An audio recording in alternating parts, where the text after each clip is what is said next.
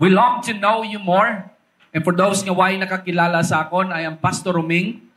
I'm the wife of our vision keeper, Pastor Janet. Praise the name of Jesus. And there are several pastors who are here this time. Later on, those who have come for the first time, please accommodate them, the members of the Connect team, to minister to you, to know you more, to know you better. Again, I am Pastor Roming, and I am the senior pastor of Jesus is Love Church. May the Lord bless you and keep you. May the Lord makes His face shine upon each and every one of you. Palakpakan natin ng Ginoo. Let's give the Lord a mighty hand of praise. Dalayawang ginang Ginoo. Now we are on our new theme. This month of September, answer and swear. Hallelujah. Answer and swear. Matthew 5:37, it says, and this is also a portion of the text that I'm going to read this morning. And it says, but let your statement be yes, yes, or no, no. A firm yes or no. Anything more than that comes from the evil one. In the prophecy this morning, and for this month, it says, I hate rivalry, for I am a jealous God. Is there anyone that can be compared to me, saith the Lord? I am the great I am. My love for you, my people, is so deep. I gave my only Son to save you. I have prepared a place for you, and I will make it glorious. Everything that I have created in this world is all for you. But this world is not your final home. My Son is coming back to take you home. So what can you say now? Do I have forgotten you? Or did I abandon you? I have made a strong covenant that I will not leave nor forsake you, and I will be with you until the end of time, only if you remain faithful and obedient. I promise you mercy, grace, and love, and I will never fail, says God. Now tell me, what can you give to me in return to my unfathomable love for you, says God. And the title of the message this morning is simply, yes or no. This is a very, very strong word, a reply. It is an affirmation, a word that really seals the deal. So whether you will say yes or no to God, it's very important. We may say yes to somebody. Hallelujah. We may affirm somebody with that word. Or we may not affirm. We may reject somebody by saying no, people of God. This small word, 2-letter words, the other one is 3-letter word, people of God, is so powerful that it can even change your life, can even change your future. How you're going to respond, the right thing, the right word at the right moment can determine your future. Hallelujah. Hallelujah. Let me read to you Matthew 5:33 to 37. In the English translation, the NIV translation says, again, you have heard that it was said to the people long ago, do not break your oath, but fulfill to the Lord the vows you have made. But I tell you, do not swear an oath at all, either by heaven, for it is God's throne, or by the earth, for it is His footstool, or by Jerusalem, for it is the city of the great King. And do not swear by your head, for you cannot make even one hair white or black. All you need to say is simply yes or no. Anything beyond this comes from the evil one. So let your yes be yes, and your no, no. Hallelujah. But if you're going to read previous chapter or going down to the next, verses, it starts with, you have heard. You have heard. It said, you have heard. This passage from Matthew 33 to 37 is a portion of the Beatitudes. Beatitudes. Okay, the Sermon in the Mount. The other name for that is the Sermon in the Mount. Beatitudes. It's what the attitude should be. That's why kinatawag siya nga Beatitudes. Or the attitudes that we should have. So that's why it's called Beatitudes. So Jesus was, he was challenging the entire system when he said, you have heard, it has been the practices of the people.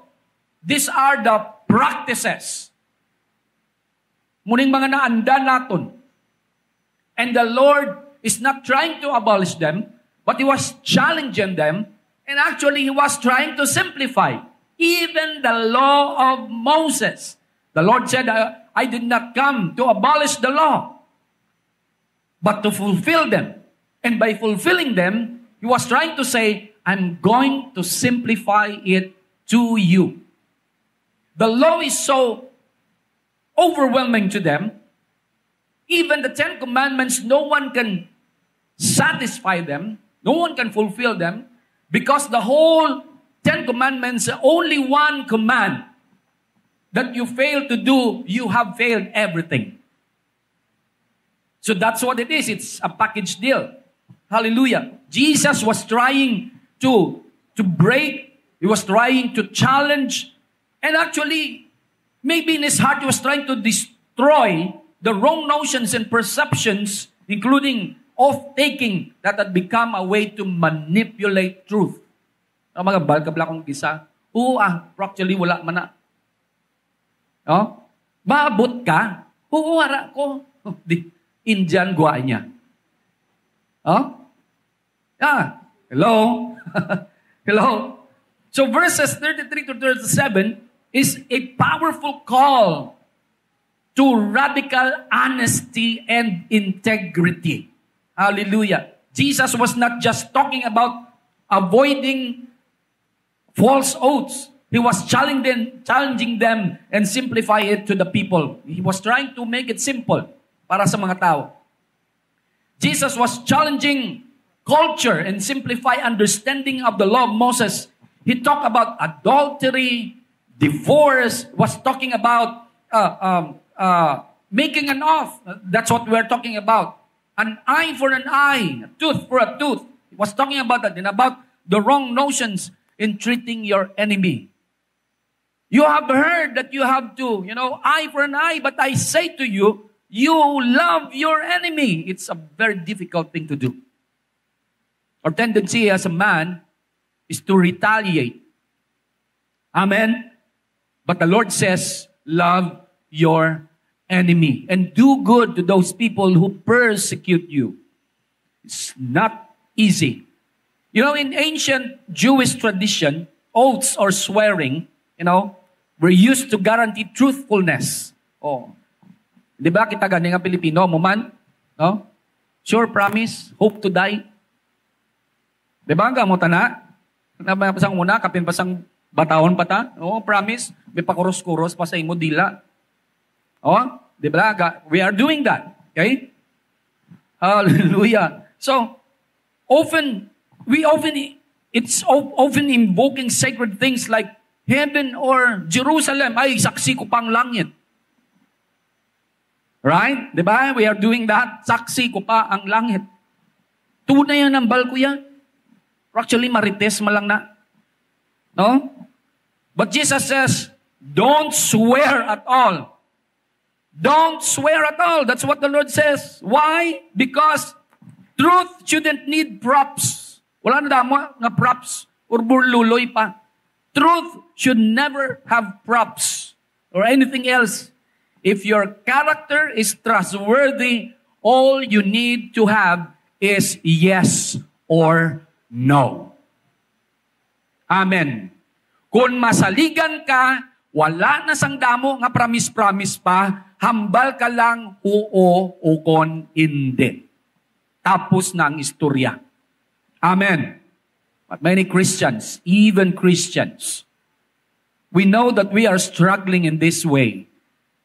But we have to come out from this kind of things because ang aton nga integrity is at stake.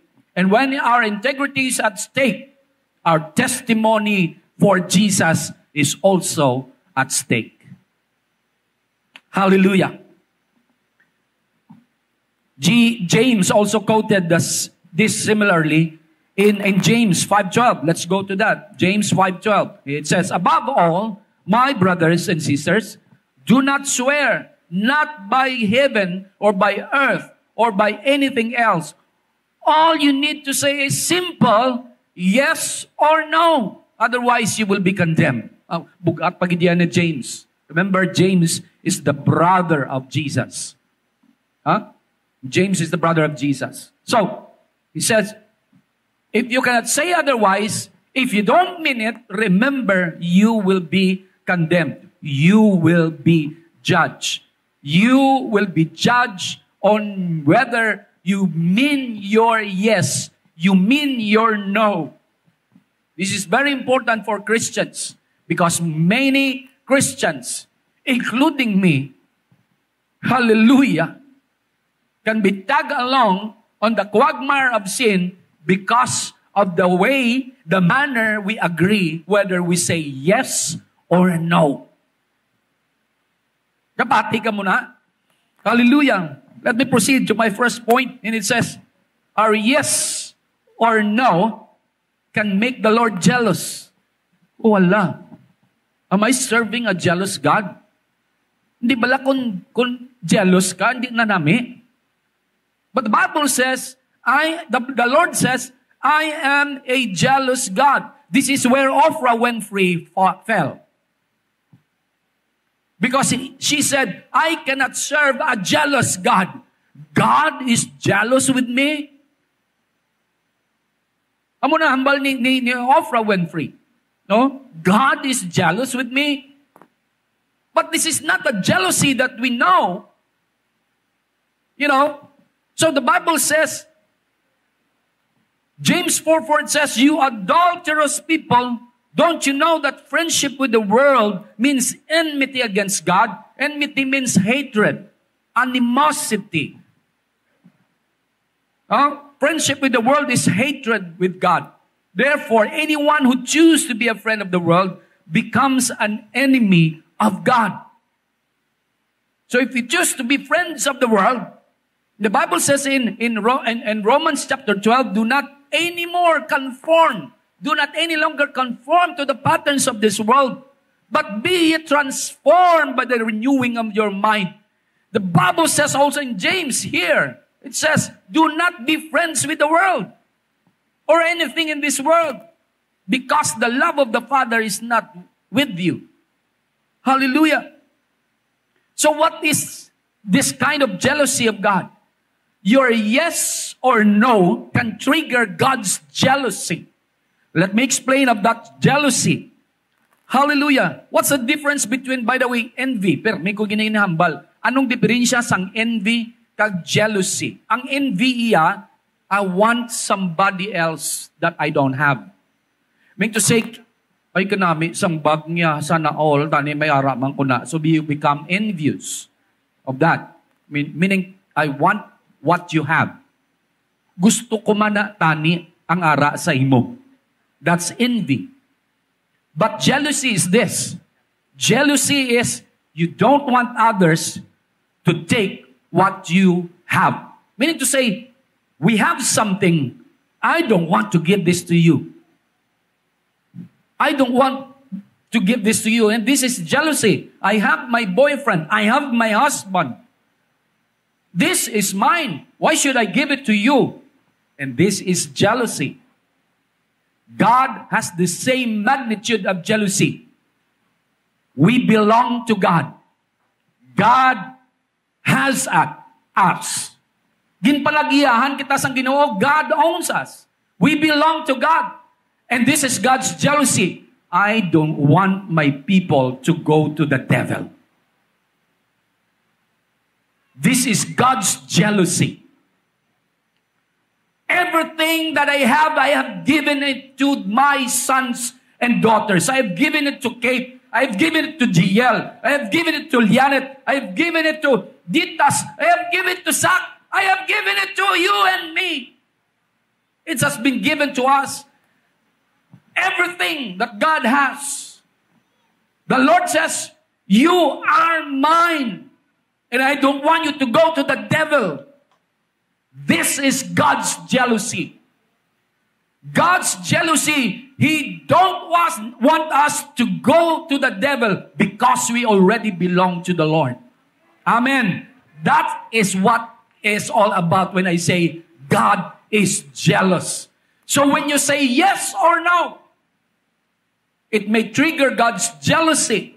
Hallelujah. God does not want us to be friends with the devil. Hallelujah. Nor to the world. He don't want us to be friends with the world. Hallelujah. With the devil. Hallelujah. Let's proceed to 1 John 2:15 to 17. It says, do not love the world or anything in the world. If anyone loves the world, love for the Father is not in them.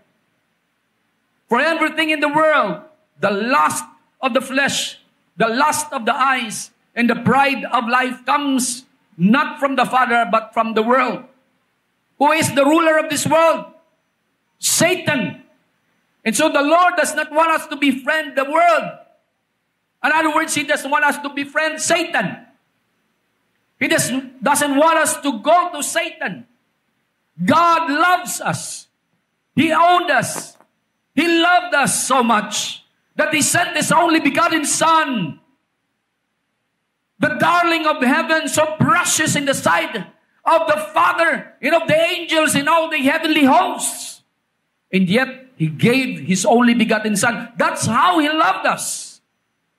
He has given us a precious gift. And yet, we just go to the devil and we go to the systems of this world.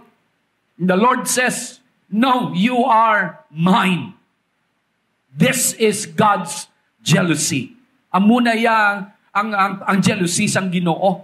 Hallelujah. If you are saying yes to the world, you are saying no to God. Simple as that.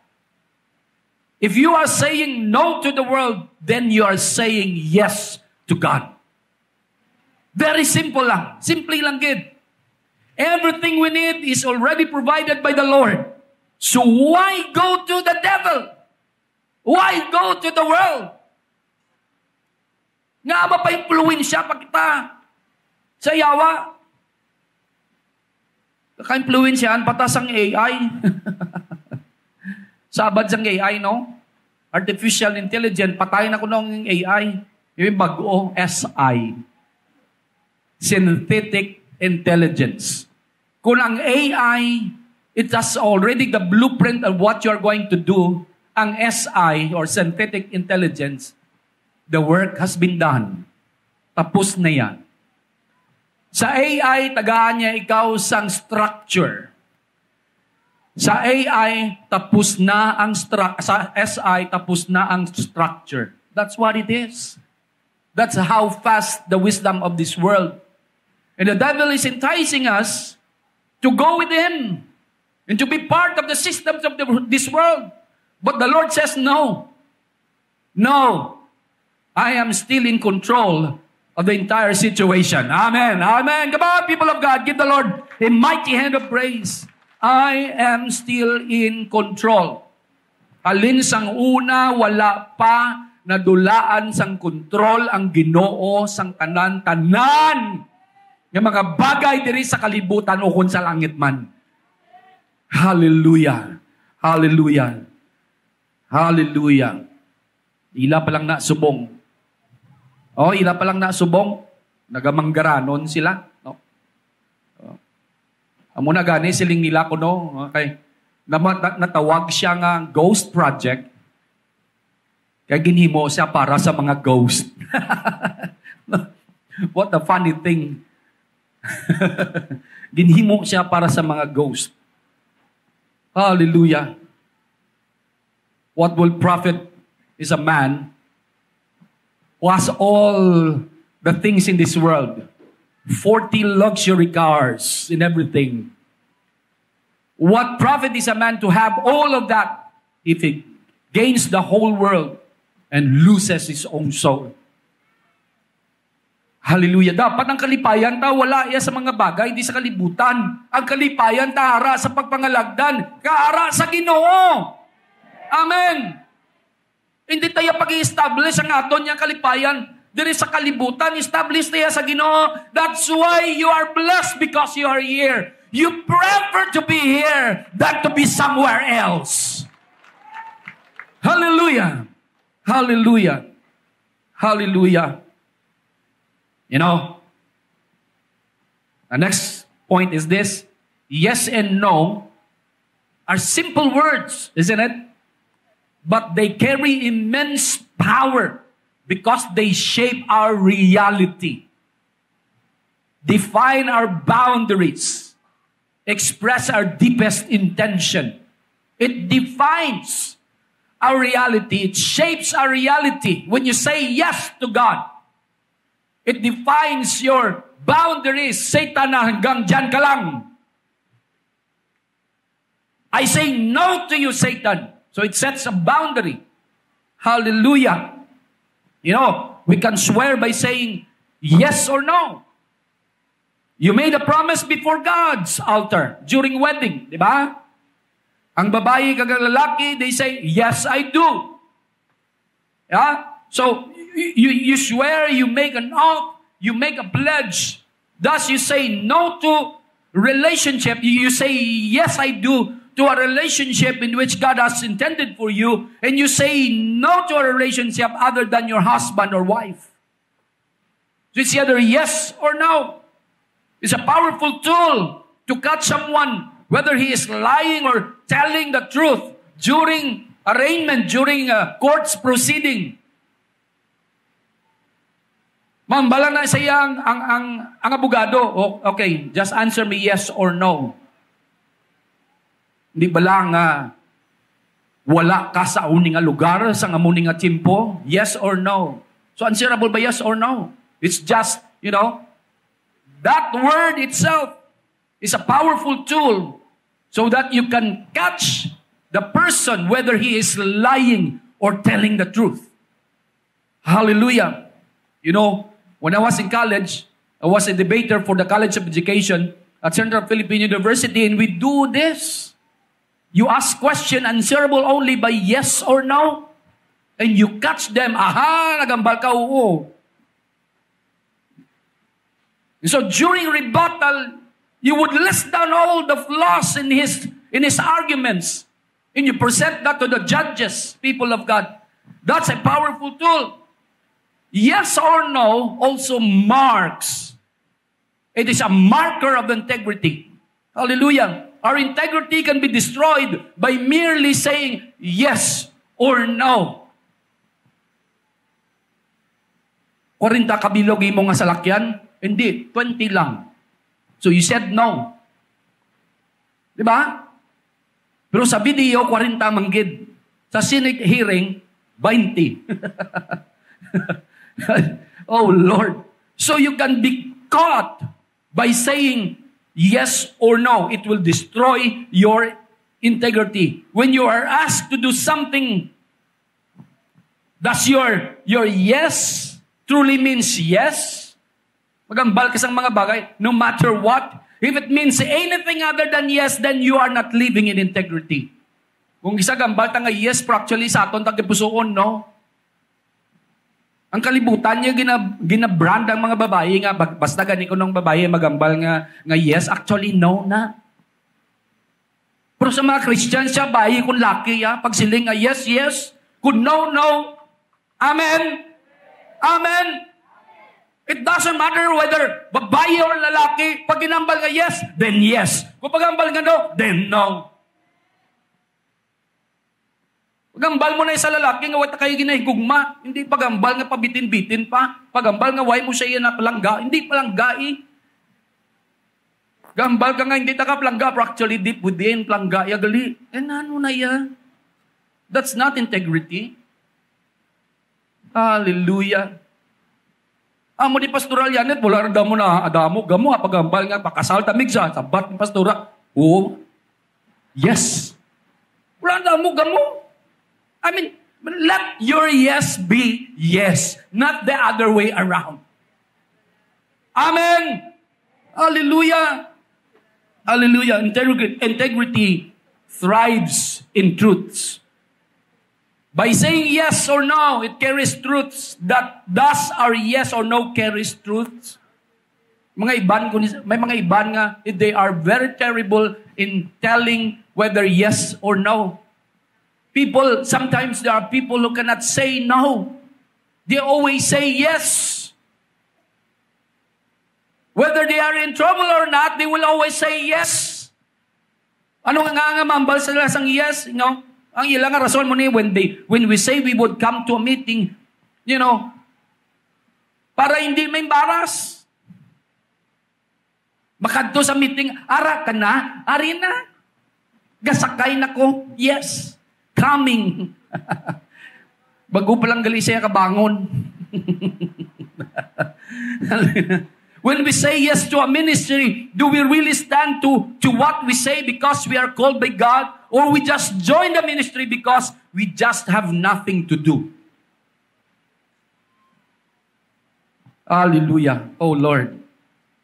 And so people of God, I am going to say something to you sa siningat inion. Kung maghambal bala kita ng yes or no, let's mean it. Next slide. Just say yes or no and mean it. Mean it from your heart. Amen. Mean it from your heart. This is just a short message and I'm about to end. I tell you, people of God, just say yes or no.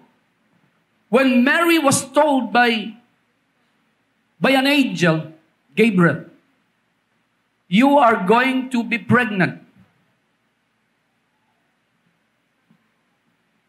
As a human being, si Mary na tingala, wala man ko gintandog ni Joseph nga mabusong ako. Siguro gambal sa pinsan niya, ako, mabusong, ti ulay man ko, I am a virgin. How can that be? Maybe that's natural for somebody who does not know the power of God, the ability of God to create something. Many times, ma-undermine natin, masiling kita, how that can happen. Is there any impossibility with God? Nothing. He has created us out from the dust.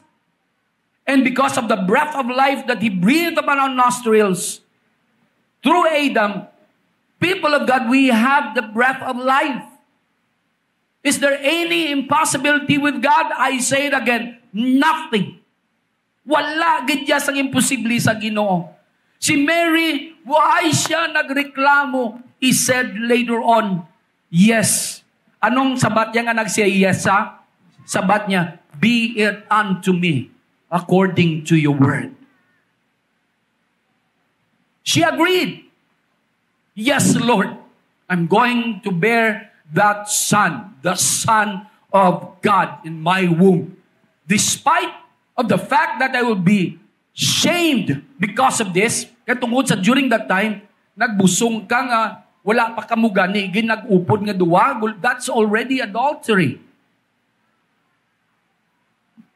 There is a big integrity. The integrity is at stake. Not only for Mary, but the entire family. Not only her family, but the family of Joseph. Both sides. The integrity is at stake. Isaiah said yes to God's calling. The Lord challenged, who am I going to send? Wala nagduwa-duwa si Isaiah, siling niya, Lord, send me. Kako, present. Ari ko di, send me, Lord. I am willing. He said, yes, here I am, send me, Lord. When there was no one to say yes, Isaiah raised his hand, Lord, send me. You know, people of God, willingness to serve. Willingness to serve opens the powerful door, the doors of that powerful ministry of Isaiah. I am reading Isaiah now in my devotional, so I can see how powerful it is to say yes to God. Kung mag-say yes ka lang sa Ginoo, it can be that God can use you powerfully. God can use you powerfully. Galing kay tagaan ka lang sang yawa, sang doubts, sang confusions, hatagan niya ikaw sa mga bagay so that the plan of God, so that the identity of God in your life cannot be represented. If only you will say yes to Him. Hallelujah. Abraham, he said yes. Sining sa Ginoo siya, Abraham, go to the place where I lead you to go.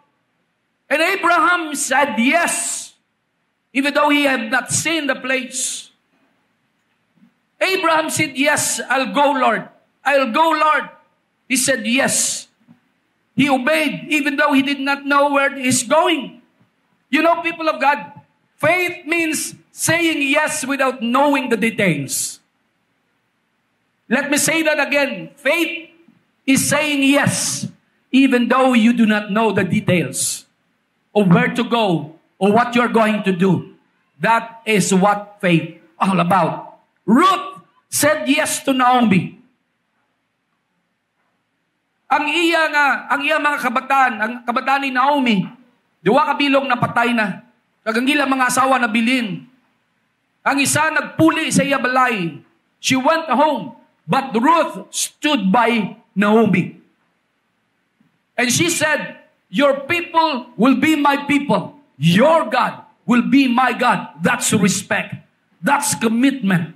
People of God, how many of us can say to the Lord, Lord, I would serve you with all my heart, my soul, and my strength. I will not leave you, Lord. No matter what, may problema, may kabudlayan, ara ako gihapon, Lord, magapabilin sa imo. Hallelujah.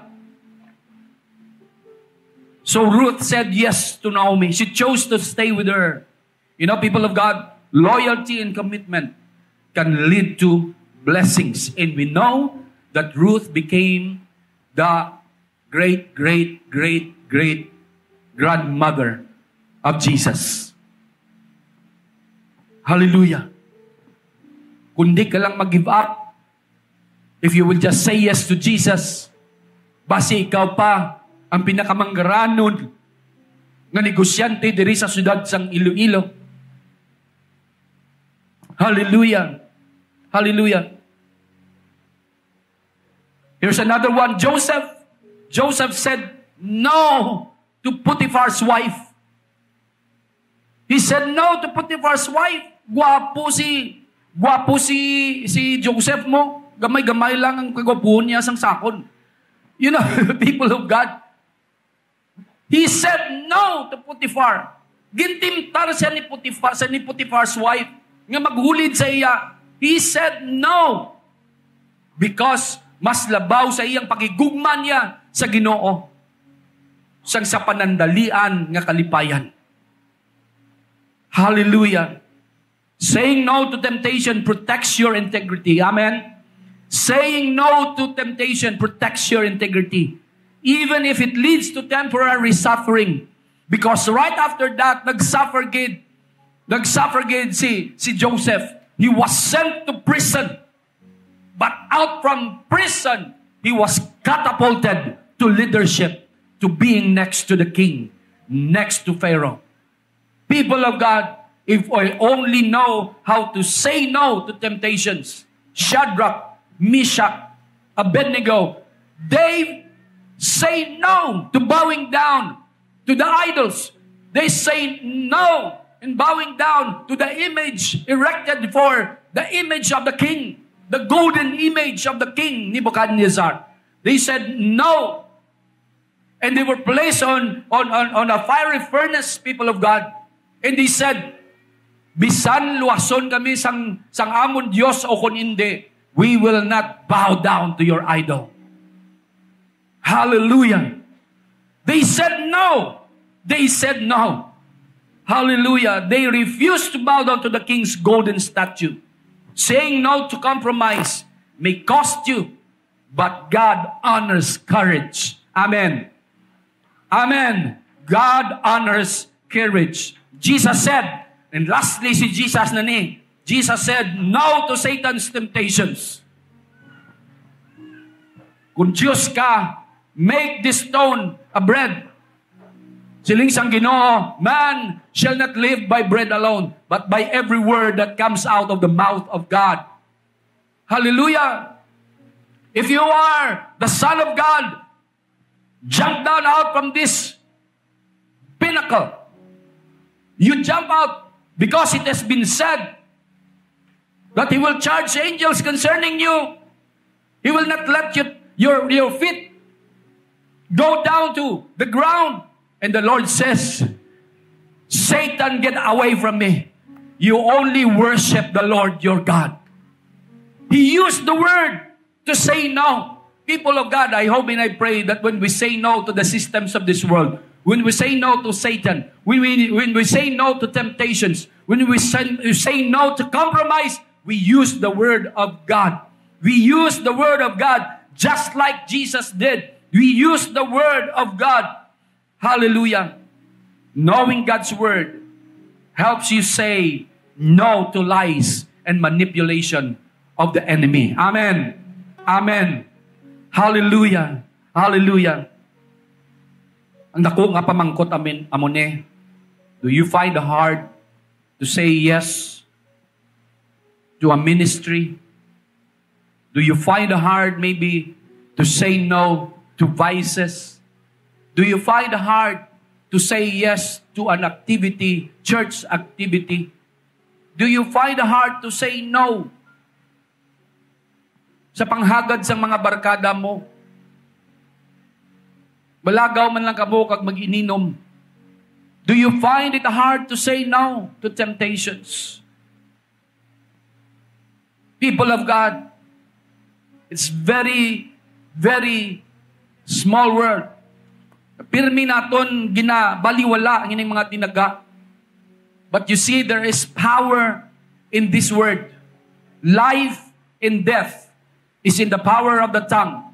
Whether we agree to the systems of this world, whether we agree to the suggestions of the devil or not. If we agree, we say yes. If we disagree, we say no. Is it hard? Yes, it's very hard many times. But you see, we need the wisdom of God. We need the strength of God. We need the grace of God to say no to the devil, to say no to our flesh, to say no to the patterns of this world. You know, kung kaysa, natawag natin lang mga Pilipino, we are known for resilience. Yung hapos bala kita mag-bend. No, kahapos aton mag-bend. No, bagyo nga bagyo nag-smile. Baha nga baha, naglangoy sa baha. Very, very resilient. You know? Sa ulihin na lang nilang talupangdan, nga tungod gali isang baha, kay tungod gali isang wala, nag-function nga mga flood control, binaha sila, so nag-react sila, nagkanto sa balay sang mga diskaya. You know, people of God, amuning resilience naton. Our resilience as Filipinos is turning into weakness by being numbed to what is happening in our country. You know, siling nila ko no, Tita Doc, doon na namin na ang ano kay may mga feedback ako nabatian. Siling nila ko no, na namin na ang PhilHealth sang una istorya sa akong co-teacher. Siling niya, Sir, ang amon bill is 150,000. Ang nabaton ko lang sa PhilHealth is 10,000. And then later on, may mga nabatian ko, Sir, namin ang PhilHealth. Plus nga, ang mga teachers subong may HMO na. No? So, kung ma-hospital ka, no, kabay pa nga hindi lang, kung ma-hospital ka, then, kaltasan ka sang PhilHealth, then kung anong nabilin, gamiton mong imong HMO. Doon namin lang, no? Kung namin, ganyan, hindi ka magmasakit. You know, people of God. But you know, during those times nga, doon nag-good gid ako, no? Sorry for the word. Doon nag-good gid ako in every forum about PhilHealth, rabig kuya magsulat. Nasulat ka, nag-respond gid ako ya, kag nagahambal nga, supposed to be tani HMO na lang. Because I tried to compute ang ginabuhin sa akon nga PhilHealth. Kung tingbon mo, it's almost, you know, pwede na gid pang HMO. Di ko ni HK, mao na lang hindi na lang be PhilHealth. Amo na nga ako mga arguments. But you see, upon seeing this, if only we have the voice, Christians, do not hide your voice. Do not just say yes to injustice by keeping your mouth shut. Many times Christians are being trampled because we keep our mouth shut. Nagpabaya lang ta sa yawa, why ta nag-react? Ipasa Diyos ko na lang na. Without knowing sometimes that your mouth, your words, can be used by God. People of God. It can be used by God to proclaim the truth and to shed light to this darkened world. Hallelujah. When confronted with truth, do we really find a way to rectify our actions? Gumahuhulang kita bala? Huulorn nakasala ko, hasta lang mangginada bala? Yes, Lord, nakasala ko. Sorry, good Lord. Nakasuri naman ko, Lord. But do we turn our backs from those weaknesses, from those sins? Do we turn our backs from that actions, people of God? I tell you, people of God, saying yes is one thing. Agreeing is another. But when you stand just there without doing anything else, you are still part of the transaction. Hallelujah. Hallelujah. What makes it difficult to say yes or no to God? Ano ang mga bagay nga managapabudlay sa aton sa paghambal? Yes, Lord, I will serve you with all my heart, soul, and strength. Anong balang nagabalabag sa aton? There's so many things that we can do, people of God, here in the church. Just say yes to the Lord and no to the devil. Hallelujah. Ay isa kakanta nagsiling, I'm trading my sorrow. I'm trading my pain. I'm laying them down. Hallelujah. For the joy of the Lord. And I say, yes, Lord. Yes, Lord. Yes, yes, Lord. Hallelujah. Hallelujah. That's the song. Hallelujah.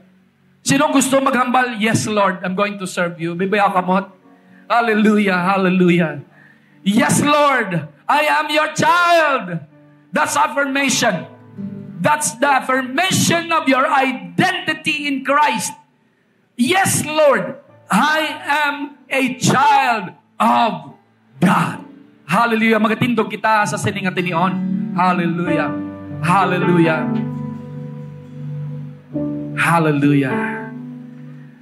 Hallelujah. Anong nagapabudlay sa imo otod?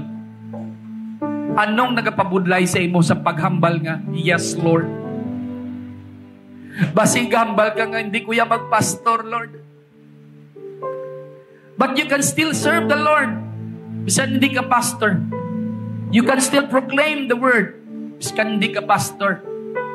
Just say yes to the Lord. Lord, use me. Pwede ba naman natin mabayawa aton mga kamot? Ginoo, kung ano man nga mga struggles ang ari sa among tagipusoon sa sining aga, sa pag-say yes sa imo, Lord, I pray, O God, that we will not just simply realize nga kinanglan namon mag-say yes sa imo.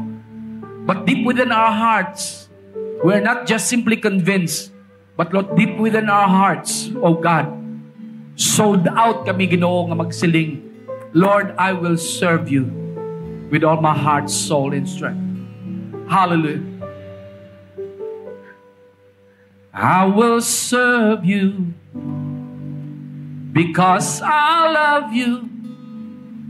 You have given life to me. Hallelujah. I was nothing because you found me. You have given life to me. Heartaches, broken people, ruined lives are why you died on Calvary. Your touch is what I long for.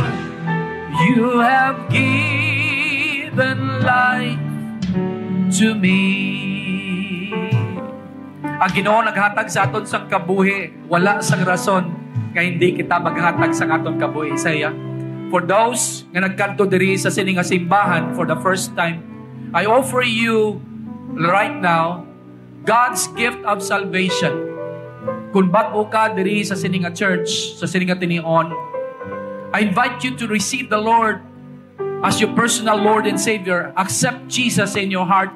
Even those who are watching us Facebook Live, if you can see this, if you have heard this, just pray the prayer that would save you. Say yes to Jesus. Ihambal sa sining nga tinion. Ginoo, salamat gid. Kay ikaw nagpakamatay sa krus ng Kalbaryo. Ginoo, luwasa ako gikan sa mainit nga kalayo sang impyerno. Ginabuksan ko ang akong kabuhi. Kag ginapasulod ko ikaw. Ginabaton ko ikaw nga akong Dios, Ginoo kag manluluwas. Ginoo, isulat ang akong ngalan sa libro sang kabuhi. Agud kundiin ikaw, dito man ako.